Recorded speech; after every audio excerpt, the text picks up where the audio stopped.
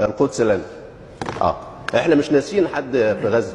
الناس بتبعت رسائل كتير قوي تقول انتوا نسيتونا. لا ما نسينا غزه. احنا ما نسيناكوش. احنا لا نملك الا الدعاء والكلام عنكم. في غيرنا جماعه لا سمح الله هم اللي يملكوا الامر. انما احنا بندعي ربنا سبحانه وتعالى يكون في صفكم وينصركم ان شاء الله. انتوا شرف الامه، انتوا فوق راسنا، فاحنا مش ناسيينكم. انتوا خليتوا الواحد يحلم انه يصلي في الاقصى. كنت دايما اقول للاجيال اللي ورانا انتوا خليتونا نحلم اللي احنا نروح نصلي في المسجد الاقصى. والله انتوا شرف، واحنا بندعي لكم ما بننساكوش. خرجنا بره النص، انما زي ما بقول لك الامريكان مبوظين كل حاجه. الامريكان رايحين مع الظلم، فانتوا حاسبوا. فالامريكان احنا خلاص الجيل كشفكم. امريكان، بريطانيا، المانيا، كله كشفتوا.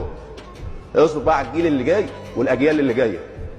هتشوفوا الاجيال الملتزمه بقيمها وعقيدتها وايمانها الصح، مش الايمان اللي انتوا عايزينه تفصيل. لا، احنا فاهمين ديننا كويس صح وعقيدتنا صح، وبناء على العقيده والدين احنا بنتصرف، ولا نتقي الا وجه الله والاخلاص.